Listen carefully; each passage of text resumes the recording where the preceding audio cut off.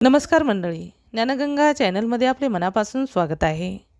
ST प्रवासादरम्यान शासनाच्या प्रवासी सवलतीचा लाभ घेण्यासाठी NCMC स्मार्ट कार्ड अनिवार्य करण्याच्या निर्णयाला आता 1 सप्टेंबरपर्यंत मुदतवाढ देण्यात आली आहे. अनेक ज्येष्ठ नागरिक आणि महिलांना अद्याप स्मार्ट कार्ड प्रत्यक्षात प्राप्त झाले नसल्याने त्यांची गैरसोय होऊ नये यासाठी हा महत्त्वाचा निर्णय घेण्यात आला आहे. परिवहन मंत्री तथा महाराष्ट्र राज्य मार्ग परिवहन महामंडळाचे अध्यक्ष प्रताप सरनाईक यांनी दिले आहे. राज्य शासनाकडून अमृत ज्येष्ठ नागरिकांना एस.टी प्रवासात मोफत प्रवासाची सुविधा, तर ज्येष्ठ नागरिक आणि महिलांना प्रवास भाड्यात 50% सवलत दिली जाते. या सवलती अधिक पारदर्शक आणि तंत्रज्ञानाधारित आणि सुलभ पद्धतीने उपलब्ध करून देण्यासाठी 1 ऑगस्टपासून NCMC कार्ड अनिवार्य करण्याचा निर्णय यापूर्वी जाहीर करण्यात आला होता.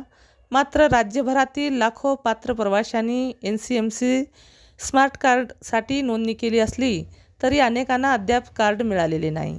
अशा परिस्थितीत केवळ कार्ड उपलब्ध नसल्यामुळे पात्र लाभार्थ्यांना शासनाच्या सवलतीपासून वंचित राहावे लागू नये याची दखल परिवहन विभागाने घेतली आहे. याबाबत बोलताना परिवहन मंत्री प्रताप सरनाईक म्हणाले, एस.टीची प्रवासी सवलत ही सर्वसामान्यांच्या सोयीसाठी आहे. तांत्रिक किंवा प्रक्रियात्मक कारणामुळे कोणत्याही पात्र ज्येष्ठ नागरिक अथवा महिला प्रवाशाची गैरसोय होऊ नये ही सरकारची भूमिका आहे. त्यामुळे NCMC स्मार्ट कार्ड अनिवार्य करण्याच्या अंमलबजावणीला 1 सप्टेंबरपर्यंत मुदतवाढ देण्याचा निर्णय घेण्यात आला आहे. या निर्णयामुळे अमृत ज्येष्ठ नागरिक आणि महिला प्रवाशांना मोठा दिलासा मिळाला आहे. ज्यांनी स्मार्ट कार्डसाठी अर्ज केला आहे पण अद्याप कार्ड मिळालेले नाही, त्यांनाही या वाढीव मुदतीदरम्यान पूर्वीप्रमाणेच शासनाच्या सवलतीचा लाभ घेता येणार आहे.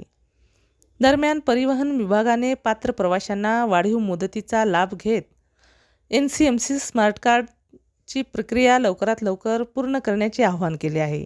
1 सप्टेंबरनंतर स्मार्ट कार्डची अनिवार्यता लागू होण्याची शक्यता असल्याने लाभार्थ्यांनी वेळेत कार्ड मिळवून भविष्यातील गैरसोय टाळावी, असेही प्रशासनाने स्पष्ट केले आहे. राज्यभरात एस.टी सेवेद्वारे दररोज लाखो महिला आणि ज्येष्ठ नागरिक प्रवास करतात.